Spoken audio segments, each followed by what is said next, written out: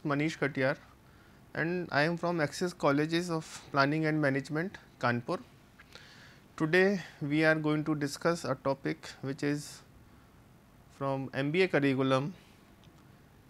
Subject name is Business Environment and Legal Aspect of Business. It is lecture number 18 and unit number 3. This lecture is in the continuation of Law of Contract and our topic for the day is consideration. Last topic पे हम लोगों ने consideration के बारे में discuss किया था. Last lecture में कंसीडरेशन को स्टडी करने की कोशिश करी थी और वहाँ पे मैंने आपको बताया था कि consideration means something in return. Just overview ले लेते हैं. लास्ट यूनिट से हम लोगों ने डिस्कस किया था कि कॉन्ट्रैक्ट करने के लिए एक एग्रीमेंट होना चाहिए, यानी कि अनुबंध होना चाहिए और उसकी इन्फोर्सेबिलिटी होनी चाहिए, मतलब उसको अप्लाई किया जा सके. और उसमें हमने express contract, implied contract, void contract, voidable contract के बारे में स्टडी किया था. देखिए, void contract, voidable contract, express contract, इन चीज़ों को बहुत ध्यान में रखना. लास्ट यूनिट में भी मैंने डिस्कस किया था कि ये हमको आगे तक स्टडी करनी है सारी चीज़ें.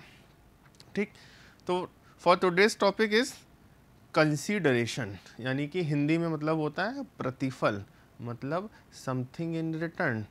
देखिए, किसी भी तरह के एग्रीमेंट में हर पार्टी को कुछ ना कुछ मिलना ज़रूर चाहिए.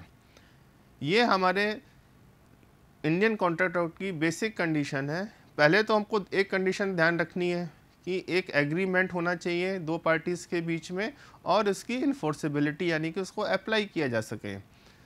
सेकंड टॉपिक आता है कंसीडरेशन. कंसीडरेशन का मतलब है प्रतिफल. आइए इसको स्टडी करते हैं. What does consideration means? Consideration का मतलब होता क्या है? देखिए, एग्जाम्स के पॉइंट ऑफ व्यू से कंसीडरेशन बहुत इंपॉर्टेंट है. कंसीडरेशन से ज़रूर क्वेश्चन जनरेट होता है. देखिए, मैं एक एग्जांपल आपको देता हूँ कंसीडरेशन से रिलेटेड. आप लोगों ने कभी देखा होगा कि आप कोई कार खरीदें, बाइक खरीदें, तो वो एक आपको ऑफ़र दे रहे होते हैं कि 70,000 की बाइक खरीदिए और इंश्योरेंस केवल ₹1 में कराइए. इस तरह के ऐड पहले आते थे, कुछ न्यूज़पेपर्स वगैरह में आते थे और इन राइटिंग आते थे.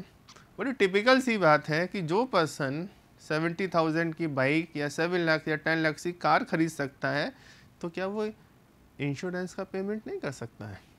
बिल्कुल कर सकता है. लेकिन उसको इंश्योरेंस ₹1 में ऑफ़र क्यों किया जा रहा है? अगर ऑफ़र करते तो फ्री में करते हैं. ₹1 भी क्यों ले रहे हो? तो आप ध्यान दीजिएगा, वो कंसीडरेशन चाहिए. आपका क्या कर रहे हैं? इंश्योरेंस कर रहे हैं. और इंश्योरेंस कितने में कर रहे हैं? वो ₹1 में कर रहे हैं. ठीक है, तो वो कंसीडरेशन ज़रूर होना चाहिए. आप लोग अकाउंट्स में भी पढ़ते होंगे, देखते होंगे transaction of a nominal value. Transaction of nominal value मतलब मिनिमम ₹1 का ट्रांजैक्शन रिकॉर्ड किया जा रहा है. तो कंसीडरेशन की ये इम्पोर्टेंस है कि जो पर्सन 8 लाख की या 10 लाख की कार परचेज कर रहा है, उसको इंश्योरेंस भी ₹1 में दे रहे हैं एक स्कीम के तहत. तो क्यों दे रहे हैं? क्योंकि कंसीडरेशन मूव होना चाहिए, कंसीडरेशन होना चाहिए. आप क्या परचेज कर रहे हैं? Car plus insurance. लेकिन कार के लिए तो पेमेंट कर दिया, इंश्योरेंस के लिए क्या पे किया? कुछ नहीं, फ्री में मिल रहा तो नहीं, कहते ₹1 देना पड़ेगा. वो कंसीडरेशन एग्जाम्पल है. डेफिनेशन देखते हैं. The term consideration means something in return. Definition को बहुत ध्यान से समझ लेंगे. नोटेड कॉमास में लिखी हुई है, अंडरलाइन कर लीजिएगा, बोल्ड में लिख लीजिएगा, अपने माइंड में सेट कर लीजिए. The term consideration means something in return. कोई भी पर्सन किसी भी तरह का काम करता है तो उसको रिटर्न में क्या मिल रहा है, और रिटर्न में जो कुछ भी मिल रहा है उसको बोलते हैं क्या? कंसीडरेशन, प्रतिफल. समथिंग इन रिटर्न, कुछ ना कुछ वापसी में मिल रहा है. मैंने एग्जांपल आपको दिया था कि यहाँ सब्जी मंडी जाते हैं, आलू खरीदते हैं सब्जी वाले से. सब्जी वाला आपको ₹10 में आलू दे देता है 1 किलो, आप उसको ₹10 दे देते हैं. आपको क्या मिला? आलू. सब्जी वाले को क्या मिला? ₹10. तो दोनों के लिए कंसीडरेशन हो गया. इसके बाद डेफिनेशन के बाद देखते हैं अ valuable consideration in the sense of law. Valuable मतलब जिसकी कोई वैल्यू हो, मौद्रिक रूप हो, जिसको मॉनेटरी टर्म्स में मेजर किया जा सके. A valuable consideration in the sense of law में consist either in some right ध्यान से देखना है, राइट मतलब कोई अधिकार आपको मिल रहा हो, इंटरेस्ट, किसी में इंटरेस्ट क्रिएट हो रहा हो। सपोज कंसीडरेशन के फॉर्म उन्होंने आपसे बोला, आप किसी कंपनी में ज्वाइन किए एज ए एम्प्लॉय, तो उन्होंने बोला कि अगर आप एज ए एम्प्लॉय ज्वाइन करते हैं, क्योंकि आप सीनियर एम्प्लॉय हैं, काफ़ी एक्सपीरियंस एम्प्लॉय हैं, तो हम आपको कंपनी की शेयर कैपिटल में 10% का बेनिफिट देंगे। दैट मीन्स आपको कैपिटल में इंटरेस्ट मिल रहा है, आपकी भागीदारी हो रही है। प्रॉफिट और benefit accruing to the other party, बात समझ में आ गई। Available consideration in the sense of law, करें लॉ की कैटेगरी में क्या क्या कंसिडरेशन हो सकता है, किसी तरह का राइट हो, इंटरेस्ट हो, प्रॉफिट हो, और किसी तरह का बेनिफिट्स हो रहा हो। सपोज आपने देखा होगा कि कई लोग सीनियर एम्प्लॉयज़ गवर्नमेंट सेक्टर से रिटायर होते हैं, बहुत एक्सपीरियंस पर्सन होते हैं। अब कोई हॉस्पिटल खुला, सपोज कोई डॉक्टर रिटायर हुए, उनके पास बहुत अच्छा एक्सपीरियंस है, हार्ट के कार्डियोलॉजिस्ट हैं वो। अब कोई शहर का कोई नया हॉस्पिटल खुला, तो उन्होंने उन डॉक्टर से बोला कि सर आप हमारे यहाँ अपनी सर्विसेज दीजिए। डॉक्टर साहब ने कहा ठीक है सर्विसेज देंगे, लेकिन हम कुछ आपसे लेंगे नहीं। तो हॉस्पिटल कहा नहीं सर, हम आपको तब भी कंसीडरेशन के फॉर्म में आपको प्रॉफिट शेयरिंग दे देंगे, इंटरेस्ट अपने हॉस्पिटल में देंगे, या किसी तरह का कोई आपको राइट ऑफर कर रहे हो। तो ये इस तरह की बातें होती हैं consideration. Definition, when at the desire of the promiser, the promisee or any other person has done or abstain from doing or does or abstain from doing promises to do or abstain from doing something, ठीक, such act or abstinence or promise is called consideration for the promisee। Example के तौर पे समझते हैं, suppose आप लोगों को school colleges में पढ़ रहे हैं, अपने कॉलेज में पढ़ रहे हैं, तो पढ़ाई की जो बेनिफिट है किसको मिल रहा है, आपको एज ए स्टूडेंट। लेकिन फीस कौन पे कर रहा है, आपके फादर, आपके गार्जियन। तो कह रहा है when at the desire of the promisor, मतलब कॉलेज की फीस कौन दे रहा है, प्रोमिसी, यानी कि आप बीइंग स्टूडेंट आप खुद दे रहे हैं, और एनी अदर पर्सन मतलब आपके फादर। सिंपल सी बात है, क्लियर हो गया होगा। नेक्स्ट है essential element of valid consideration. ये सबसे इम्पोर्टेंट चीज़ है कि किसी भी तरीके के कंसीडरेशन के लिए क्या क्या इसेंशियल एलिमेंट्स होते हैं, महत्वपूर्ण तत्व क्या क्या होते हैं किसके, कंसीडरेशन के। बार बार मैं रेफरेंस में ले रहा हूँ, फर्स्ट लेक्चर को पहले बताया गया था कि एग्रीमेंट एंड इन्फोर्सेबिलिटी, सेकंड बात आ रही है अब कंसीडरेशन। और इसेंशियल एलिमेंट क्या क्या है, it must be given only at the desire of the promisee. Word ध्यान रखना, प्रोमिसर एंड प्रोमिसी, मतलब जिसको सर्विसेज दी जा रही। स्कूल में कौन पढ़ रहा है, आप पढ़ रहे हैं, आपको क्या होगा, प्रोमिसी। सर्विस देने वाला क्या होगा, प्रोमिसर।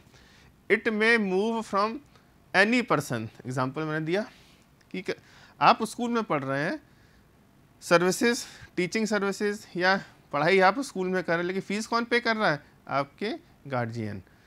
तो स्कूल में पढ़ने का अनुबंध किसके साथ हुआ, स्टूडेंट के साथ में, लेकिन फ़ीस कौन पे कर रहा है, फादर। लिखा हुआ it may move from any person.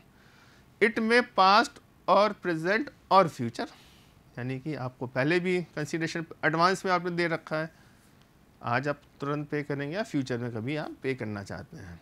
It must be of the some value, देखो वर्ड ध्यान देखो कितनी अच्छी बात लिखी हुई है, it must be of some value.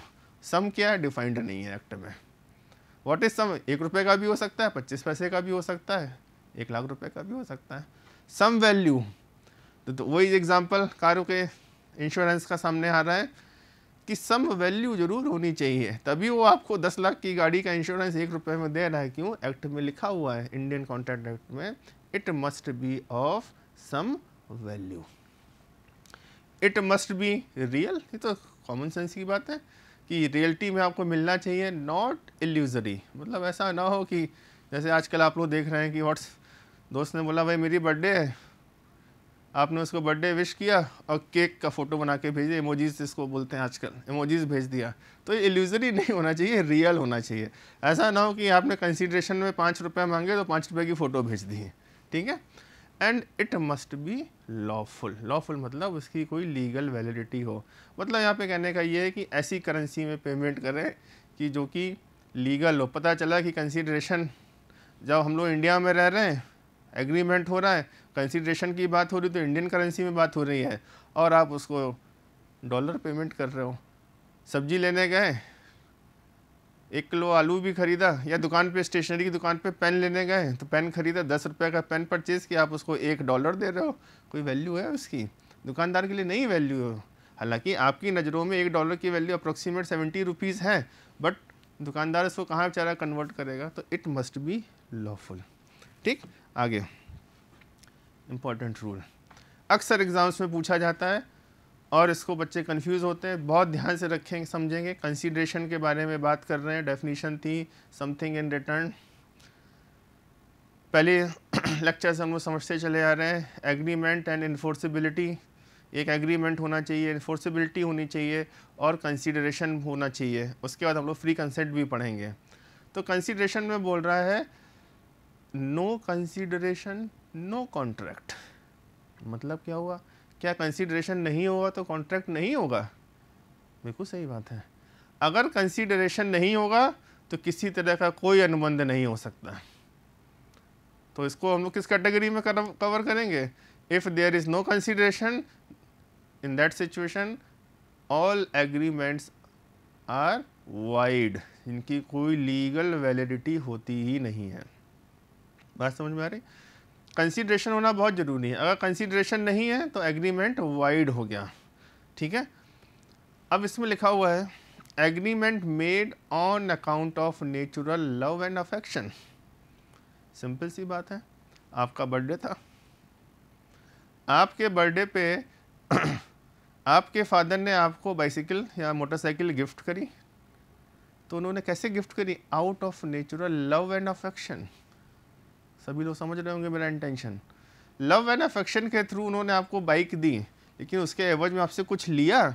नहीं लिया। कुछ मांगा? नहीं मांगा।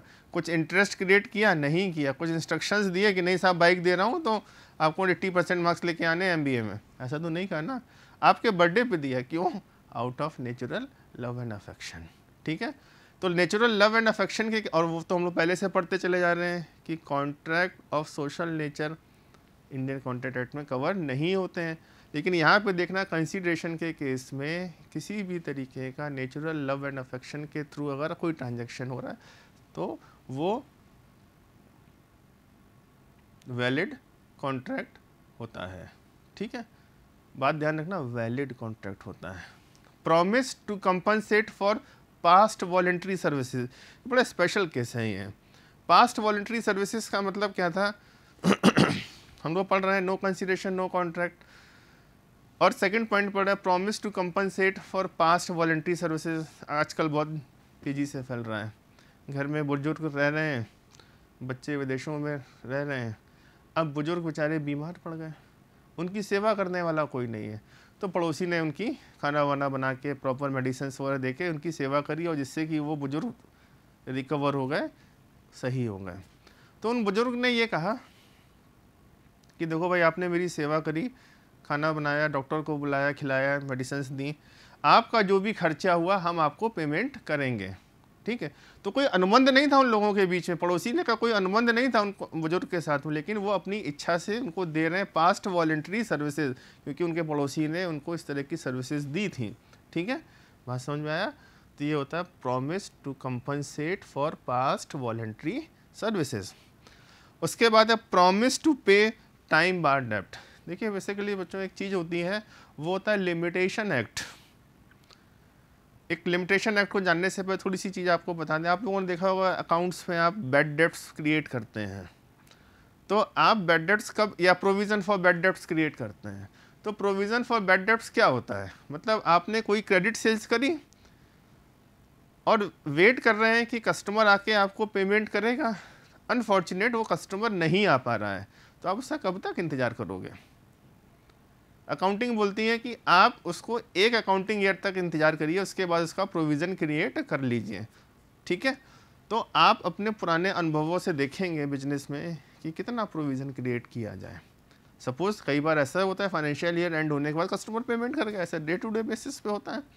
ठीक है, लेकिन कस्टमर आया ही नहीं पेमेंट करने, टाइम बाद आपने 1 साल इंतजार किया, 2 साल इंतजार किया, नोटिफाई भी किया भैया पेमेंट करोगे, लेकिन नहीं मूव कर रहा है वो। तो टाइम लिमिट कब तक होगी? तो वो लिमिटेशन एक्ट में उन्होंने डिफाइंड करी है कि कितनी टाइम लिमिट में वो पेमेंट सेटल हो जाना चाहिए। अगर सेटल नहीं होता है तो आप उसको बैड डेब्ट क्रिएट कर लेंगे, प्रॉफिट लॉस में डेबिट कर देते हैं, प्रॉफिट अपना घटा लेते हैं उतने अमाउंट से। तो लेकिन वो जो कस्टमर जिसको आपने उधार माल बेचा था, वो आया, उसने बोला कि साहब लॉकडाउन लग गया था, इस वजह से मैं आ नहीं पाया, मैं अपने गांव चला गया था, इसलिए वहाँ पे कोई नेटवर्क भी नहीं था, तो कोई कम्युनिकेशन नहीं हो पाया, अब आप अपना पेमेंट लीजिए। तो टाइम लिमिट ख़त्म हो चुकी थी, आप उस डेप्ट को प्रॉफिट लॉस में डाल के ख़त्म कर चुके थे, लेकिन वो पेमेंट लेके आ गया, तो उसको बोलते हैं वहाँ पे कोई कंसिडरेशन की आवश्यकता नहीं है, क्योंकि ट्रांजैक्शन कंप्लीट हो गया था, आपने उसको बैड डेट बना के, लेकिन फिर भी पैसा आपके पास आ गया। बिजनेसमैन पैसे जब भी आते हैं कभी मना नहीं करता है, और बिजनेसमैन कहेगा क्या, मैं तो जानता था कि आप आएंगे, किसी कारण से नहीं आ पाए, कोई बात नहीं। नेक्स्ट है कंप्लीटेड गिफ्ट, ये बड़ी अच्छी चीज़ है। पॉइंट नंबर 1 रेफरेंस लेंगे, agreement made on account of love and natural love and affection, और उसी से रिलेटेड है कंप्लीटेड गिफ्ट। कंप्लीटेड गिफ्ट का मतलब है कि गिफ्ट अगर आप दे रहे हैं, आप अपने टीचर को टीचर्स डे पे पेन गिफ्ट कर रहे हैं,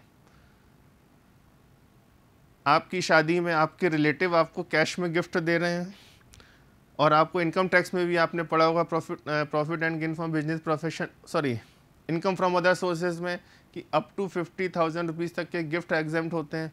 तो वही चीज़ यहाँ पे है कि किसी भी तरीके का कोई भी गिफ्ट आपको मिल रहा है, अब ऐसा तो कभी होता नहीं है कि किसी की शादी हो और शादी में किसी रिलेटिव ने उसको 5100 रुपये गिफ्ट में दिए, तो अगले दिन आप वापस करने जा रहे हैं, या उसके एवज में आप उसको कोई सर्विसेज दे रहे हैं, ऐसा तो होता ही नहीं, गिफ्ट ले लिया आप चुपचाप अपने जेब में रख लेते हैं। तो इस तरह का कॉन्ट्रैक्ट तो हुआ, लेकिन यहाँ पे क्या नहीं है कि किसी भी तरीके का रिटर्न आपको नहीं करना है। वो बात अलग है, आप कहते साहब बर्थडे पे मेरा दोस्त आया था, मैंने उसको रिटर्न गिफ्ट दिया था, लेकिन गिफ्ट अपने आप में कंप्लीटेड होता है, ठीक है, इसके लिए कोई कंसीडरेशन की आवश्यकता नहीं होती है। बहुत सारे होते हैं, किसी के गार्जियन है, उन्होंने आपको एक प्रॉपर्टी गिफ्ट में दे दी, एक फ्लैट गिफ्ट में दे दिया, तो इस तरह की जो एज कॉन्ट्रैक्ट होते हैं वो ऑटोमेटिकली कंप्लीटेड माने जाते हैं। एजेंसी का जो एग्रीमेंट होता है, अभी आप पढ़ेंगे सेल ऑफ गुड्स एक्ट में, डिटेल में पढ़ेंगे इसको, थोड़ा सा रेफरेंस ले लेते हैं। किसी भी तरह के एजेंसी के जो एग्रीमेंट होते हैं उसमें कोई कंसीडरेशन नहीं होता है। सपोज आपने टीवीएस मोटर्स की एजेंसी ले ली बाइक सेल करने की, तो उन्होंने कहा ठीक है आप बाइक सेल्स करिएगा, जो भी सेल्स होगी उसका इतना परसेंटेज कमीशन आपको मिलता रहेगा। तो ये जो राइट टू सेल आपने परचेज किया, जो आपने अनुबंध किया टीवीएस कंपनी से, एग्रीमेंट हो गया, उस एग्रीमेंट का कोई पेमेंट नहीं है, आप एक एजेंसी लेके बैठे हुए हैं, आप एक एजेंट की तरह से काम कर रहे हैं। कई बार ऐसा होता है, आप लोगों ने अकाउंट्स में पढ़ा हुआ कंसाइनमेंट एजेंट के बारे में। तो कंसाइनमेंट में क्या होता है, ओनर गुड्स को अपने एजेंट के पास भेज देता है, और एजेंट से कहता है इसको बेचना, बेचने से जो प्रॉफिट आए उस प्रॉफिट से कमीशन ले लेना, बाकी पैसा मेरा वापस कर देना। तो एजेंसी के कॉन्ट्रैक्ट में किसी भी तरीके का कंसीडरेशन नहीं होता है। हम लोग यहाँ पे बात कर रहे हैं राइट टू सेल की, एजेंसी की बात उसको ऐसे मत समझिएगा कि साहब माल भेजा तो कुछ मिलेगा नहीं, नहीं, ये जो माल बेचने का जो राइट है उसके बारे में बात हो रही है।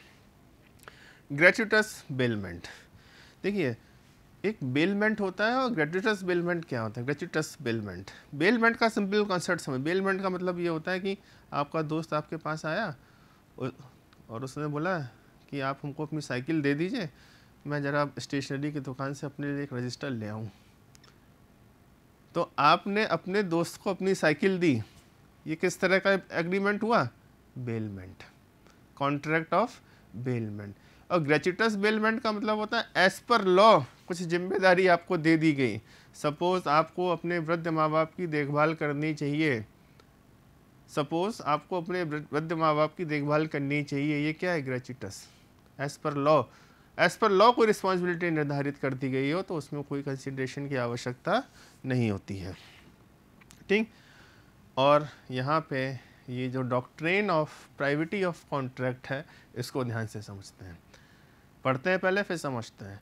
The doctrine of privity of contract is a common law principle which implies, अब यहाँ से ध्यान से फोकस करना है, only parties to a contract are allowed to sue each other. Sue मतलब एक दूसरे के खिलाफ मुकदमा दाखिल कर देना। कोर्ट ऑफ लॉ में लेके चला जाना मैटर को। यहाँ पे वर्ड देखिए, only parties to a contract. आप ग्रेजुएशन, आप एमबीए कर रहे हैं, तो जब आपकी फीस डिपॉजिट नहीं होती है तो अकाउंट्स डिपार्टमेंट आप ही से तो कहता है कि आपकी फ़ीस के ड्यूज़ हैं, आप ड्यूज़ क्लियर करिए। आपको ड्यूज़ का, भले ही वो ड्यूज़ आपके गार्जियन पेमेंट करे, लेकिन किससे कहा जा रहा है? आपसे। क्यों? क्योंकि आप ही उस अनुबंध की पार्टी है। पढ़ाई लिखाई कौन कर रहा है? आप कर रहे हैं। तो इसलिए ये चीज़ लिखी गई है कि only parties to a contract are allowed to sue each other to enforce the right and liabilities, and no stranger is allowed to confer obligation upon any person or who is not a party to a contract, even though the contract have been entered into for his benefit. तो देखिए, पढ़ाई आप कर रहे हैं, degree आपको मिलेगी, fees पे कर रहे हैं फादर, लेकिन कॉलेज अकाउंट डिपार्टमेंट फ़ीस के लिए किसको बोलता है? आपसे बोलता है कि आपकी फ़ीस ड्यूज़ हैं, आपको जमा करनी है। ठीक है, भले ही पढ़ाई करने की फ़ीस फादर दे रहे हैं, उसका बेनिफिट आपको मिलेगा, लेकिन कभी भी जल्दी वो फादर को कॉल नहीं करते हैं। वो कहते हैं doctrine of privity of contract, इसको थोड़ा सा अपने कॉन्ट्रैक्ट में अप्लाई करेंगे, अनुबंध में, कि जिसका नाम लिखा होगा कॉन्ट्रैक्ट में वही पार्टी बनेगा, अदरवाइज़ कोई थर्ड पर्सन इन्वॉल्व इसमें नहीं हो सकता। ये इन्होंने doctrine of privity of contract के बारे में डिस्कस किया गया है। बहुत केयरफुली इसको समझना है। Doctrine of privity of contract आपको ध्यान रखना है। ये तो मैंने एग्जांपल दिया आपको एमबीए क्लासेस का, आपकी फ़ीस का। आपको ये ध्यान रखना है कि जो भी अनुबंध आपका हो रहा है, जो भी कॉन्ट्रैक्ट आप किसी से कर रहे हैं, तो ये जो पार्टीज़ हैं वही इसमें इन्वॉल्व होंगी। कोई थर्ड पार्टी किसी भी कॉन्ट्रैक्ट में इन्वॉल्व नहीं हो सकता है। ये doctrine of privity of contract हमको बताता है। इस चीज़ को ध्यान से समझेंगे। आगे, the rule of privity is basically based on the interest theory. Word को नोटेड कॉमा में मैंने लिखा हुआ है, interest theory, which implies that the only person having an interest in the contract is entitled as per law to protect his right.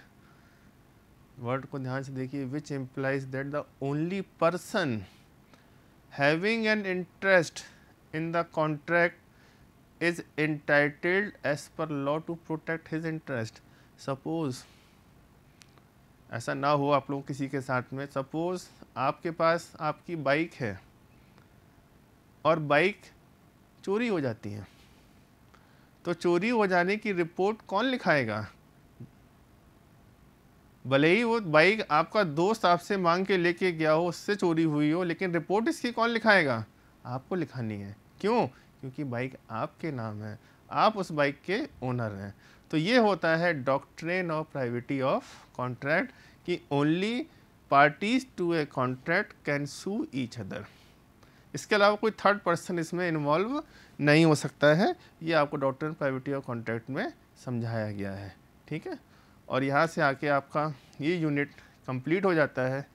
Thank you.